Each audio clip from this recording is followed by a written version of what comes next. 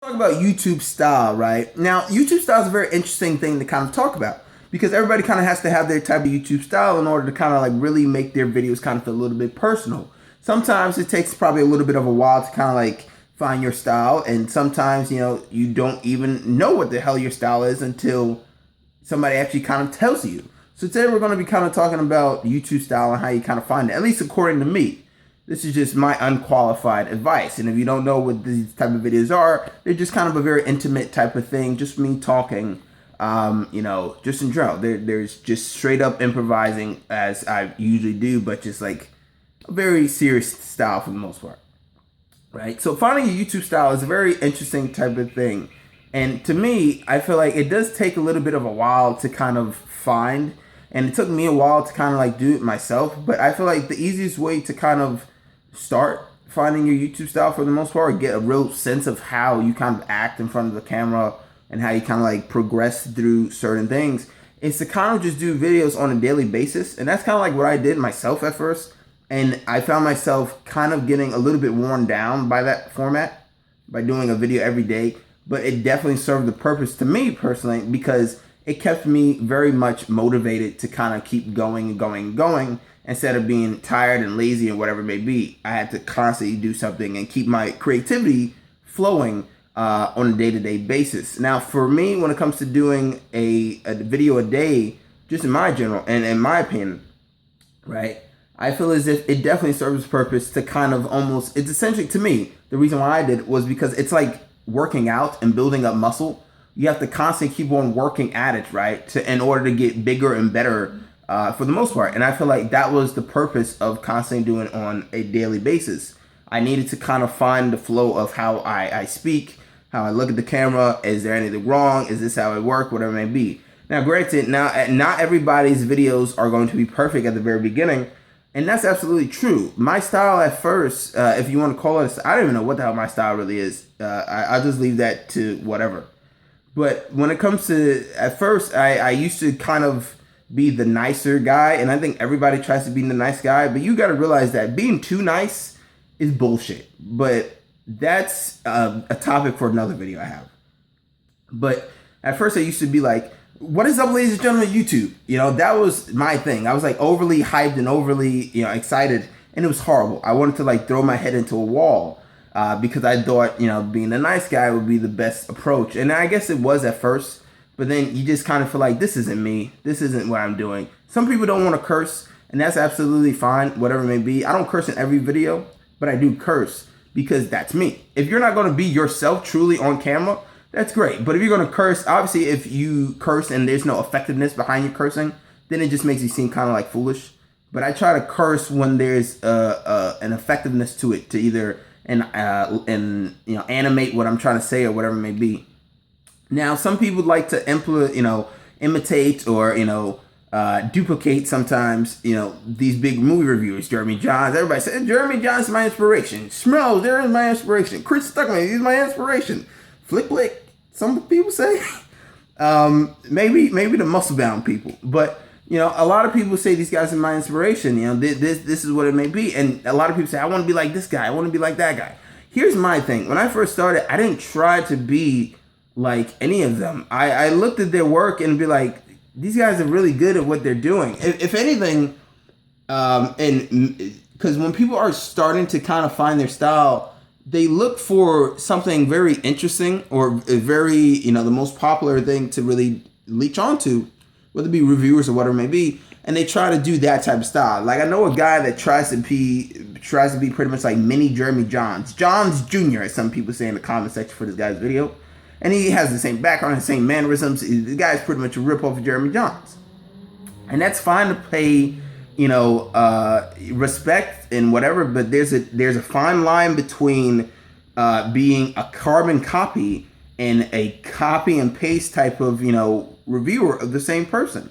Now, I respect these guys, but you also got to look at it like this. And this is a little bit of an encouragement to the point where you got to realize Schmoes, John, Stuckman, whatever it may be, these guys are the top reviewers usually when you kind of look up all these videos, right? And the thing is, though, they also are the top reviewers. It's not because they're great reviewers. There's no such thing as a great reviewer. I don't care if you're Roger Ebert.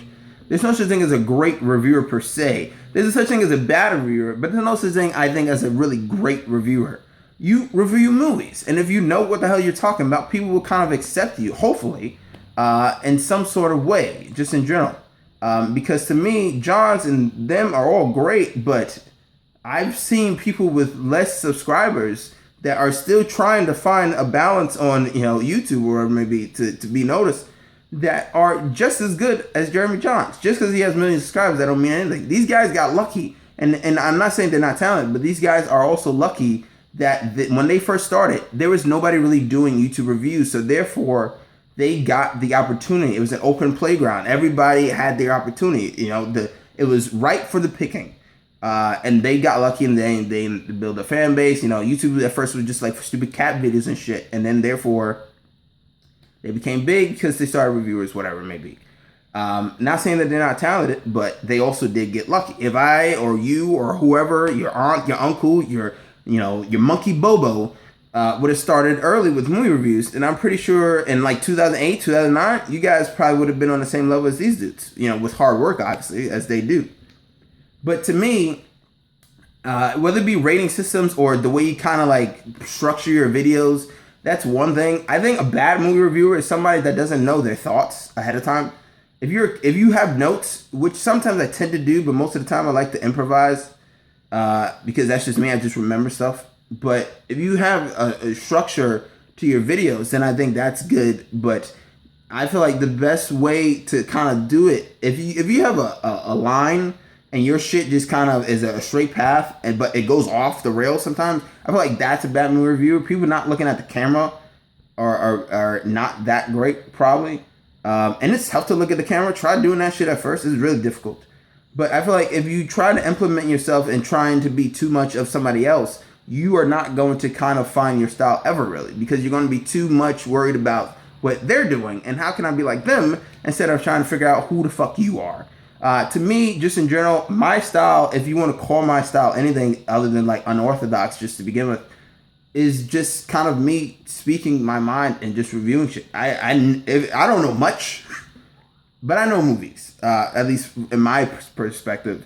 But to me, I think the best way to really go about it is just to kind of just watch yourself on a daily basis. Just do videos that make essentially no sense. Don't try to be so proper if that's not exactly who you are. Remember, this is not the daily news. This is YouTube, where people come to find critics that are relatable, not necessarily somebody that is, very proper and uptight or trying to do, something that somebody else has done. People come to YouTube to find people that are just like them for the most part, right? And that's just a simple case. To me, finding style is very hard, though. Just to begin with, my thing I don't like to do, simply put, is I don't like to put the plot in a review. I cannot stand reviews that do that, because to me, it kind of makes the review seem boring in some cases, because I'm pretty sure the people that are clicking on your review, you know the plot. So why even go to that point and just like waste a couple of seconds or a minute or two and slightly break down bit by bit a story? Because I seen Stuckman do it, and I seen a couple of other people do it, to the point where I'm just like, that doesn't really interest me, to the point where I just get right into it and then talk about if it's good, bad, and whatever. But to me, I think you can find your YouTube style, but don't worry about where these big reviewers are at, because you can't compare them to you. These guys have had hard work and years and effort into this thing. You're brand new, compare yourself to anyone else and you're probably bound to fail. Jealousy is not a bad thing, right? Honestly, jealousy will probably keep you motivated.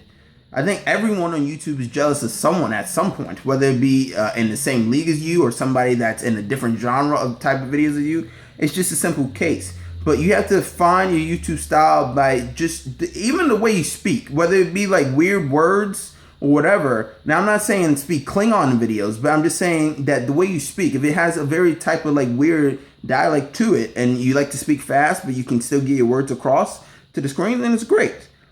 Because you have to get comfortable in front of the camera. And this is coming from a guy that's right in the midst of it. And you're probably wondering, what makes you qualified? And I already said this before, nothing really makes me qualified per se, but I'm just giving you my advice. This is pretty much coming from someone that's in the midst of your level, because I don't like really advice from people that are not on my level. And I'm not talking about like we're equals, but I'm talking about like somebody that's like a billionaire, that's has millions of subscribers trying to tell me what's it like to be at the bottom. And yeah, that's true. They probably have been at the bottom themselves, but I feel like I'd rather have somebody that's slightly above me rather than beyond me. You know what I mean? If that makes any sense. So to me, you can find your YouTube style, but you just have to find a right balance of whether it be trying to duplicate someone or whatever. Just constantly keep on doing videos on a daily basis. They don't have to necessarily always come out there, because nobody's videos are going to be perfect at first. Look at some of my earlier videos. Look up Kids Are Dying on my channel. Strictly improvised, strictly drunk. That's the definition of two kids on their rocker, just in general. But watch that video. That was a video I feel like nobody really watched, but that was the early days. But you don't necessarily need to have, to me, a goal. And you probably be like, well, how do you even start YouTube, wherever it may be? And this is not, like I said, I'm not qualified or whatever, but you don't have to have a plan per se as to how to start your videos. But I would definitely recommend you probably have some sort of, insight as to where you want to kind of go for the most part, because those first few months are brutal. I mean, they're fucking atrocious when you have nothing. There's going to be probably a time period where you have no clue as to what to do, and that happened to me fucking last year in November. There was literally like 2 or 3 days where I just like sat looking at the walls like, what is the next fucking goal? And that's going to be the case. Now, style, when it comes to clothing or whatever it may be, I'm not a fashionista. But this hat on my head, this is not a gimmick hat. This is some shit I actually wear. This is something I actually wear on a daily basis. This is my thing, and I implemented it in my videos. Now, at first, I didn't think I would, but it's me. When people do characters, as I said before, people say you got to be yourself in order to, be on YouTube or whatever it may be. But you're lying to yourself if you become a character. And I already said this in another video that you can look up. But if you essentially become a character, you're not yourself. You're just not. You can hype yourself up a little. You can animate yourself a little more. But when you become a different person, completely who you are, if anything, I'm more of a pissed off dude in real life than on camera for the most part. But I think you can find your style. It's going to take a while to kind of do. But I suggest almost kind of staying away from the big reviewers per se, and just try to find your stuff. I'm not a big fan of jump cuts. That's just me in general, because I feel like jump cuts and scripts, not a big fan of those. To like find like YouTube type styles. Everybody has like scripts. Everybody has like backgrounds, whatever it may be. And maybe if I get a bigger budget one day. But to me, I can't do scripts. I can't do that. I can't like write a script out and that just seems too square for the most part. And that's just not me. I'm more of a free-flowing type of dude. And I don't like jump cuts. To me, they try to make the reviewers seem like they're kind of perfect and professional. And they're not really. These guys aren't professional critics. They're reviewers on YouTube, whatever that means. Even though there's a very thin line between the two these days. Yeah, to me, I don't like jump cuts. It makes them seem perfect to me. It's very difficult to kind of do a review when it does kind of not have edits, but sometimes that's the challenge you have to kind of compromise to. But I think anybody can find your YouTube style if you constantly keep on pushing yourself towards whatever you need to push yourself towards. But if you're too busy watching or binge watching countless videos or whatever, I take inspirations from certain people, but at least not to me personally, just in general, I don't think any of the big reviewers I've seen on YouTube work the way I work. Like I have a different style to Jahns and Schmoes. If anything, I'm probably maybe closer to Schmoes, maybe, if that was the case. But that's just my thought on finding YouTube style. I feel like it's a very interesting thing to do, or a hard thing to do, and not a lot of people can actually do it. Whether you want to be reviewing naked or whether you want to be reviewing, just with a hat on, it doesn't really matter. As long as you kind of find a flow of your videos as to what works best for you. Because people can spot someone that's not being themselves. If you're being, Chris Stuckman, 2.0 with his rating system. I don't believe in rating systems. I just believe in telling you if it's good or if it's decent or if it's bad.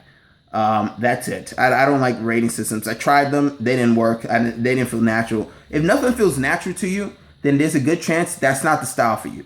That's just my thoughts. If this video was helpful, then you can comment, subscribe. You can share the video. That would actually really help. But that's just my thoughts. But then again, what makes me qualified? Once again, comment, subscribe, and like. I'm Chris Smith, and I'm signing out.